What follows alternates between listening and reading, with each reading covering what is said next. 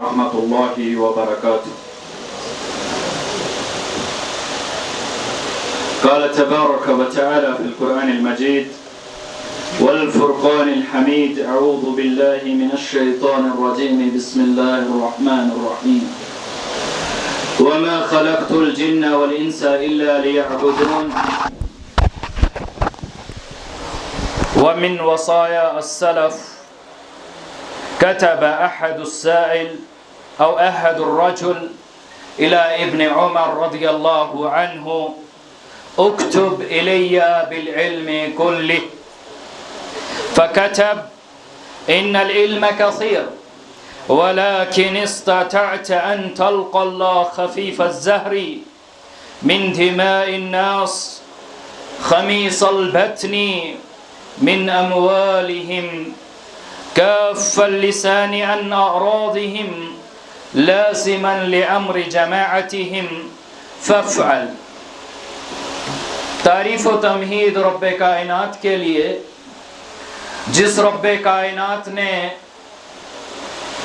ہم کو اشرف المخلوقات کا شرف بخشا، اس کے بعد ہماری ہدایت و رہبری و رہنمائی کے لیے انبیاء علیہم السلام کو مبعوث کیا.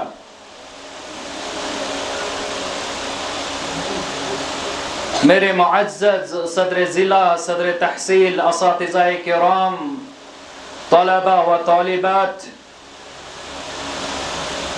یہ مقام فرحت کا ہے، یہ مقام سرور کا ہے کہ آج رب کائنات نے ہمیں اس بابرکت مجلس کا انعقاد عمل میں لانے کی توفیق بخشی.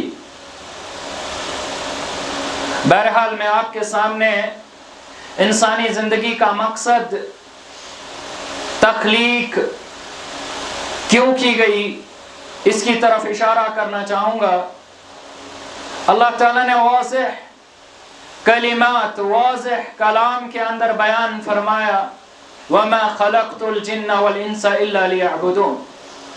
یہ جنوں اور انسانوں کی تخلیق صرف اور صرف اس لیے کی گئی ہے کہ آپ سب رب کائنات کی عبادت کریں.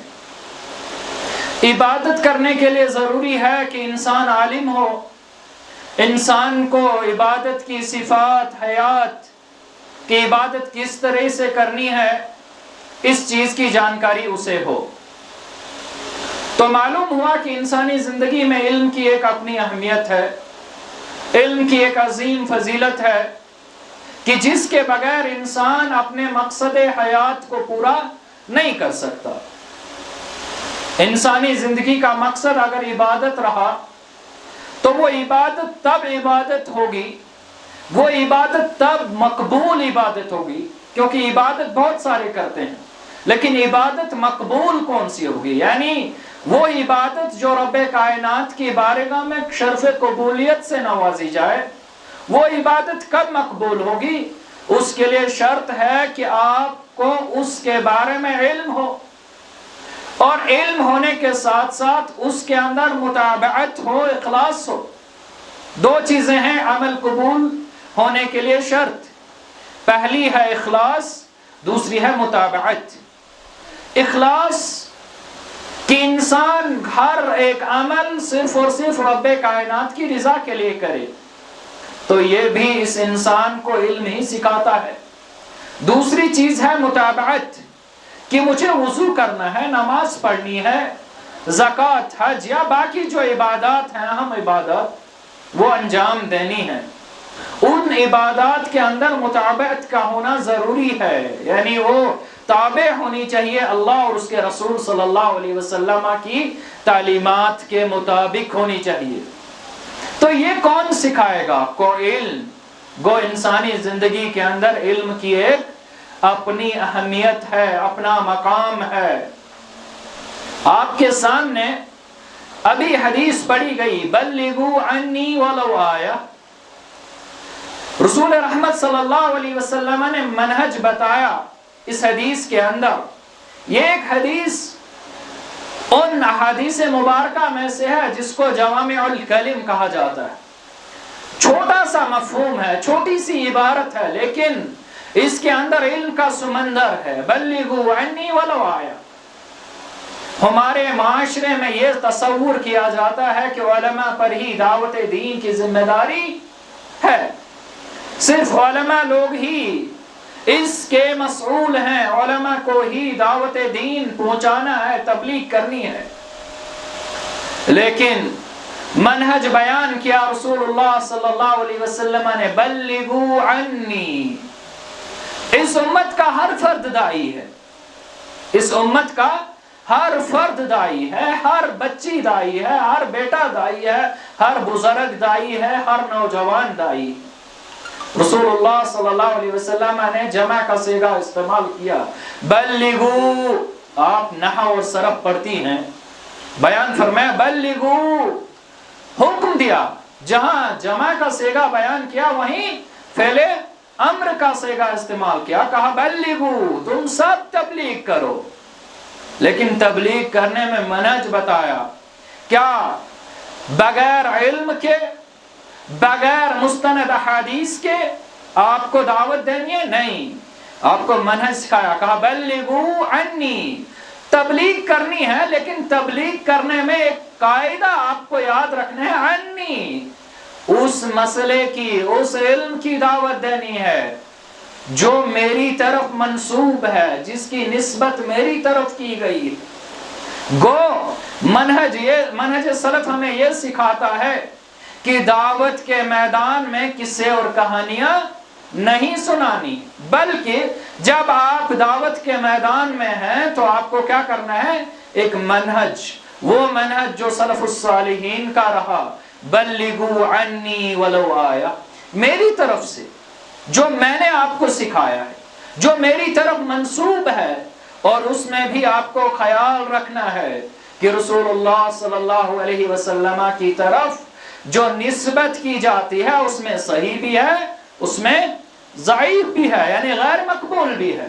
تو آپ کو غیر مقبول، ضعیف احادیث لوگوں کے سامنے، ضعیف واقعات لوگوں کے سامنے منتشر نہیں کرنے ہیں، ان کی نشر و اشاعت نہیں کرنی ہے، بلکہ رسول اللہ صلی اللہ علیہ وسلم کے فرمودات کو بیان کرنا ہے جو صحیح ہیں.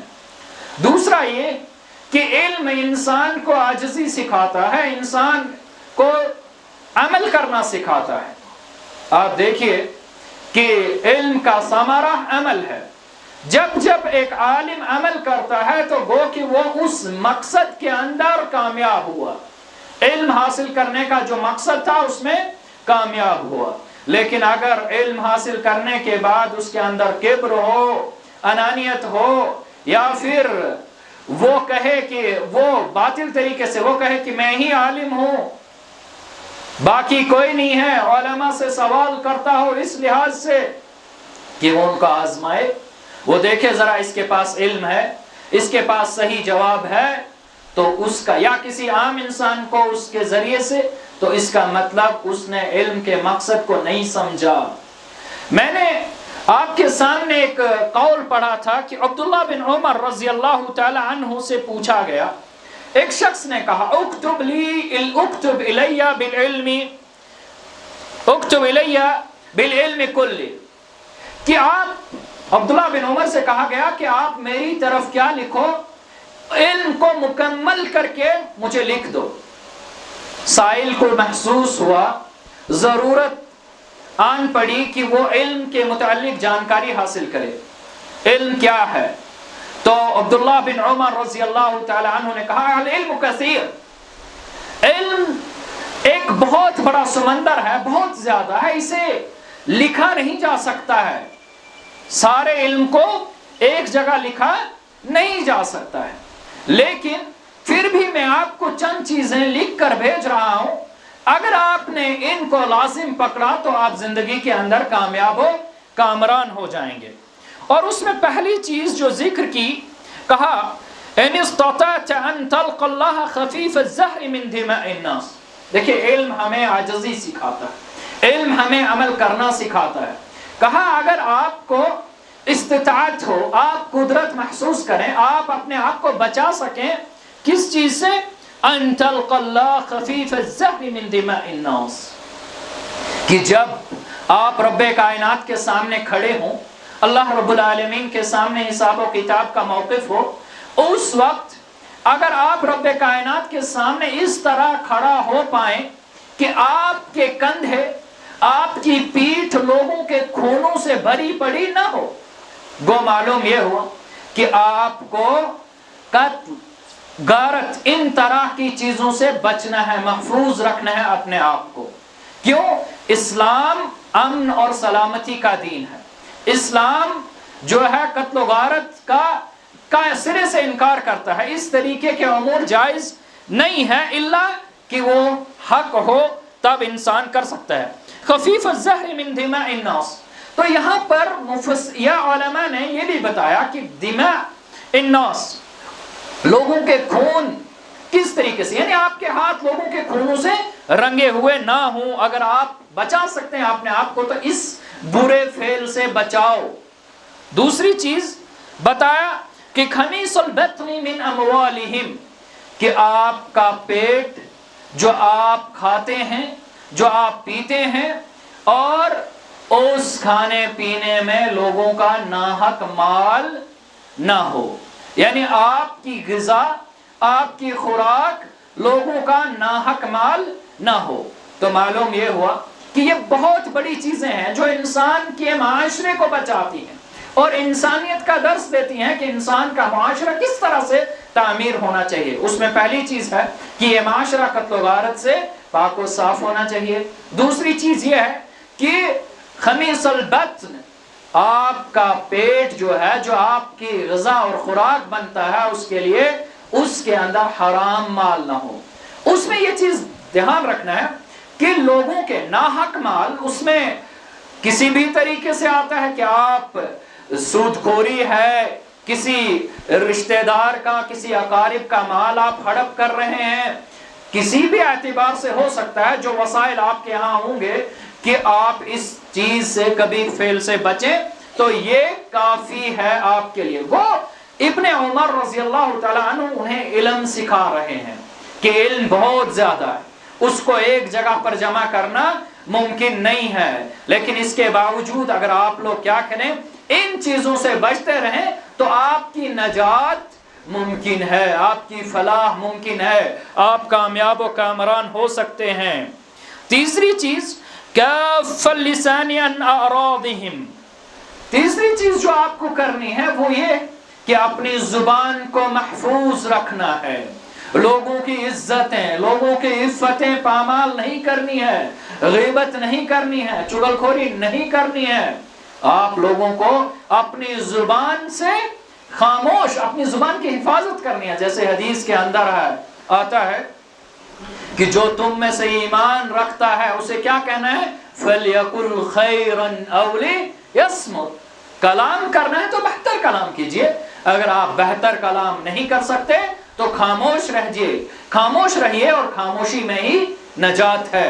یہ کچھ وصایا تھی، ان میں ایک اور چیز جو ذکر کی گئی، لازماً لامر جماعتہم، آپ لوگوں کو کیا کرنا ہے، جماعت کو لازم پکڑنا ہے، اپنی جماعت کو لازم پکڑنا ہے، وہ جماعت جو قرآن اور سنت کی طرف دعوت دیتی ہو، وہ جماعت جو توحید پھیلاتی ہو، وہ جماعت جو قرآن اور سنت کی دعوت دیتی ہو اور منہج سلف پر، آپ اس جماعت کو لازم پکڑو۔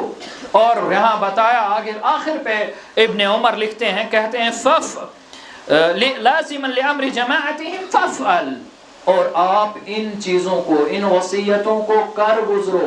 جب آپ ان کو کر گزریں گے تو ہمارا معاشرہ بہت ساری ایسی تباہیوں سے جو اس وقت جونج رہا ہے، جو تباہیاں و بربادیاں، فساد ہماری زمینوں پر برپا ہے، اس کے اسباب میں سے یہ بھی ہے کہ ہم لوگوں کے عقیدے کے اندر خلل ہے، ہم لوگ علم دین سے دور ہیں، ہم لوگوں نے قرآن اور سنت کی تعلیمات کو اہمیت نہیں دی، بلکہ انسانی زندگی میں گو معلوم ہوا کہ علم انسان کو سکھائے گا کہ انسان کو کس طرح مجتمع میں رہنا ہے، کس طرح اسے اپنی زبان محفوظ رکھنی ہے، کس طریقے سے لوگوں کے باطل مال نہیں کھانے ہیں، یہ سب چیزیں انسان کو علم سکھاتا ہے۔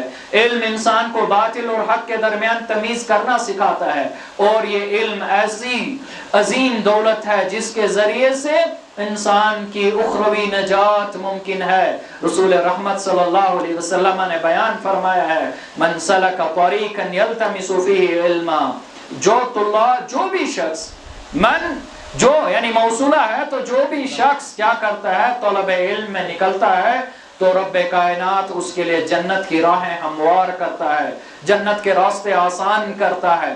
انسانی زندگی خواہش یہ ہوتی ہے کہ اسے جنت مل جائے، لیکن آپ یاد رکھیں بہت ساری چیزیں یا اکثر و بیشتر چیزیں انسانی زندگی کے اندر تمناؤں سے حاصل نہیں ہوتی۔ صرف تمنا کر بیٹھے کسی چیز کی اور کہیں یہ حاصل ہو جائے، ایسا ممکن نہیں ہے۔ اس کے لیے وسائل ہیں، اس کے لیے اسباب ہیں، ان کو اختیار کرنا ہے۔ اور اگر تمناؤں سے یا امیدوں سے پوری چیزیں حاصل ہو جاتی تو رسول اللہ صلی اللہ علیہ وسلم یا صرف توکل کرنے سے یہ چیزیں مکمل حاصل ہو جاتی تو رسول اللہ صلی اللہ علیہ وسلم سب سے زیادہ توکل کرنے والی شخصیت کائنات کے اندر تھی، دنیا کے اندر تھی۔ کیا آپ لوگوں کو اس میں شک ہے؟ نہیں، کسی بھی قسم کا شک نہیں۔ لیکن اس کے باوجود جب رسول رحمت صلی اللہ علیہ وسلم کفار قریش کے ساتھ میدان جنگ میں نکلتے تو وہ اسباب اور وسائل کا استعمال کرتے جن کے ذریعے سے دفاع کیا جا سکتا تھا۔ ہتھیار تھے، اور دفاع کے لیے جو لگایا جاتا ہے جنگ کے میدان میں وہ سب لگا کر نکلتے تھے، زرا۔ تو یہ انسان کو یقین رکھنا ہے کہ صرف تمنیات سے نہیں، انسان کو صرف امیدیں باندھنی نہیں ہے، بلکہ کیا کرنا ہے، محنت کرنی ہے، وسائل اختیار کرنے ہیں، اسباب اختیار کرنے ہیں، تب جا کر جنت حاصل ہوگی۔ اور جنت حاصل کرنے کے لیے سب سے پہلا وسیلہ یہ ہے کہ آپ توحید والے ہوں، آپ اہل توحید ہوں، آپ کا عقیدہ درست ہو، اس میں کسی قسم کا خلل نہ ہو۔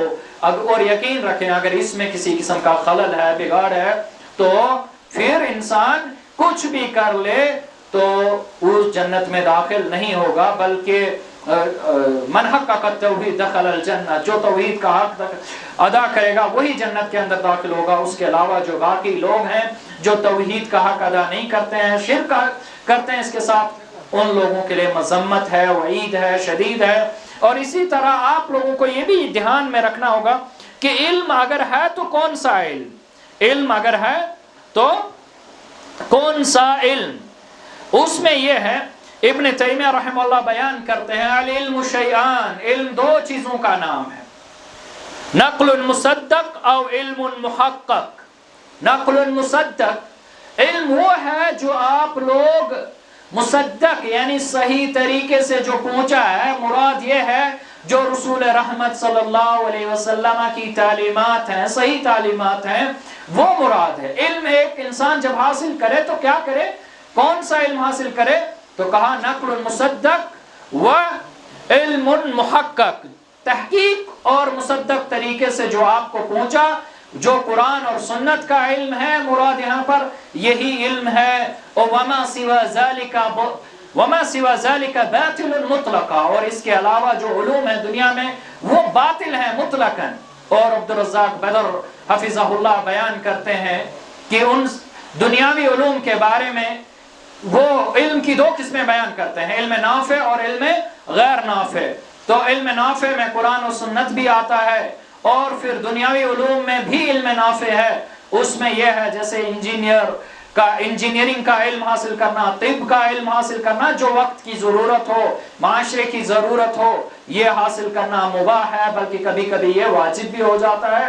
اس کے برعکس علوم ضارہ جو ہے، نقصان دہ علم ہے جس سے معاشرے اور سوسائٹی میں بگاڑ پیدا ہوتا ہے، وہ باطل علوم ہے، ان کا سیکھنا درست نہیں ہے، جیسے علم کہانہ ہے، جادو یا دیگر ڈانس، میوزک، اس طریقے کے جو علوم ہیں ان کا سیکھنا سرے سے ناجائز ہے۔ آخر پر میں آپ کو یہ کہوں گا ایک انسان کو اپنی زندگی میں کیا ہونا چاہیے، اما عالما اما متعلما اما مستمعا، کہ انسان کو اپنی زندگی کے اندر یہ چیزیں، یہ ہدف بنانا چاہیے کہ وہ عالم بنے۔ وہ کیا بنے؟ عالم بنے۔ اگر وہ عالم نہیں بن سکتا، اتنی اس کے پاس اب عمر گزر گئی یا کچھ ایسے مسائل کھڑے ہو گئے، اب اس کے لیے عالم بننا مشکل ہو گیا، تو اس کے لیے ضروری ہے وہ متعلم یعنی طالب علم بنا رہے اپنی زندگی کے اندر۔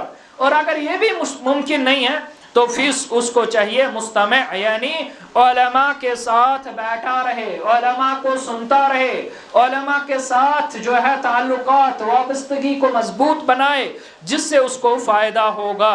او محبا لہم، یا پھر کیا کرے کہ علماء سے محبت کرنے والا گود، یا تو پہلا عالم بننے کی کوشش کیجیے اور ماشاءاللہ آپ اس راہ میں نکل چکی ہیں، آپ نکل چکے ہیں، اللہ رب العالمین آپ کو علماء بنائے، یا پھر آپ کو طالب علم بننے کی کوشش کرنی ہے۔ اور اس کے ساتھ ساتھ آپ کو اپنی زندگی میں اگر یہ نہیں پاسبل ہوا تو پھر کیا کرنا ہے؟ علماء کو سننے والا بننا ہے۔ اگر ایسا بھی نہیں ہے تو جیسے ایمان کے درجے ہیں، ایمان کے اعلیٰ لا الہ الا اللہ وَأَدْنَاهَا إِمَاتَةُ الْعَصَىٰ عَنِ الطَّرِيقِ، یہ درجے ہیں، یہ درجہ بندی کی گئی ہے۔ تو آپ اگر اتنا بھی نہیں کر سکتے تو کم سے کم علماء کے خیر خواہ بنے، علماء سے محبت کرنے والے بنے۔ وَلَا تَكُنْ الْخَامِسِ، آپ کو پانچواں شخص نہیں بننا ہے، یا عالم بننا ہے، یا متعلم بننا ہے، یا مستمع بننا ہے، یا پھر علماء سے محبت کرنے والا بننا ہے۔ آپ کو تڑپ ہونی چاہیے، ہمیں تڑپ ہونی چاہیے ان چار صفات میں کوئی نہ کوئی صفت ہمارے اندر موجود ہو۔ اگر چاروں جمع ہو جائیں تو یہ نور علی نور ہیں۔ وَلَا تَكُنْ الْخَامِسِ فَتَهْلِكَ، آپ پانچواں نہ بنو، اگر پانچواں بنو گے تو آپ کے لیے ہلاکت ہے۔ کیا ہے؟ ہلاکت ہے، گمراہی ہے، ضلالت ہے۔ اور یقین مانو کہ دنیا میں بہت سارے لوگ پڑھے لکھے ہیں لیکن اس کے باوجود وہ لوگ صحیح راستے پر نہیں ہیں۔ وجہ کیا ہے؟ جو علم انسان کو مقصد حیات سکھاتا ہے وہ علم الکتاب و سنہ ہے، قرآن اور سنت کا علم ہے، وہ فلسفہ نہیں ہے، وہ MBBS کا علم نہیں ہے، وہ انجینئرنگ کا علم نہیں ہے، وہ دیگر جو علوم آج کل ماڈرن ہیں وہ علوم آپ کو مقصد حیات نہیں سکھائیں گے۔ مقصد حیات آپ کو کتاب اللہ جس کو کلام اللہ کہا جاتا ہے، رسول رحمت صلی اللہ علیہ وسلم کے فرمودات ہیں، یہ سکھائیں گے۔ ہاں، اس سے کبھی انکار بھی نہیں ہے کہ ہمارے معاشرے کے اندر ہماری بچیاں، ہمارے بچے یہ دنیاوی علوم سے بھی آراستہ ہونے چاہیے، یہ ڈاکٹر بھی ہونی چاہیے، لیکن ڈاکٹر سے پہلے یہ عالمہ ہونی چاہیے، اس کے اندر وہ چیزیں ہونی چاہیے جس سے اس کو حق اور باطل میں تمیز کر سکے، یہ جس سے اپنے رب کی معرفت حاصل کر سکے، کیونکہ انسانی زندگی کا مقصد ہی یہی ہے کہ اللہ رب العالمین کی معرفت حاصل کرے۔ جب انسان انہی تین چیزوں کے بارے میں انسان، اللہ رب العالمین نے جو انسان کو زندگی دی ہے، اس زندگی کے متعلق پھر آخر پر سوال بھی ہوں گے، اور سوال صرف تین چیزوں کے متعلق ہوں گے۔ آپ کا دین کیا تھا؟ آپ کا نبی کیا تھا؟ آپ کا رب کون ہے؟ یہ تین سوال ہوں گے، اور یہ تین سوال آپ کو کوئی بھی علم نہیں سکھائے گا۔ دنیا کے کسی بھی علم کو لے لیں جو دنیاوی علوم میں داخل ہوتے ہیں، کوئی نہیں سکھائے گا، نہ آپ کے رب کی معرفت آپ کو دلائے گا، نہ آپ کے رسول صلی اللہ علیہ وسلم کی معرفت دلائے گا، نہ ہی دین کی معرفت دلائے گا۔ اس کے لیے لازم ہے کہ آپ علم الکتاب و سنت کو حاصل کریں، اس کو پڑھیں، اس کی راہ، اس کے حصول کے لیے نکلیں، تب جا کر ہم لوگ جو ہیں حق اور باطل کے درمیان تمیز حاصل کر پائیں گے، اور ہم اپنی زندگی کا مقصد حاصل کر پائیں گے، اور اسی میں ہماری نجات ہے۔ اللہ رب العالمین سے دعا کرتے ہیں اللہ رب العالمین ہمیں اور آپ سب کو قرآن اور سنت کے علوم سے آراستہ و پیوستہ کرے، اور ساتھ میں ہمارے ایمان کی حفاظت کرے، ہمارے بچیوں کی حفاظت کرے، ہمارے نوجوانوں کی حفاظت کرے، ہمارے بزرگوں کی حفاظت کرے، ہمیں جماعت کے ساتھ ہماری وابستگی کو مضبوط بنائے، کیونکہ آپ نے سنا ابھی سلف جو ہے اس بات کو کافی اہمیت دیتے تھے، جیسے میں نے آپ کے سامنے پڑھا کہ اگر آپ کو ممکن ہو کہ آپ جماعت کو لازم پکڑ سکیں تو آپ یہ کر گزریے۔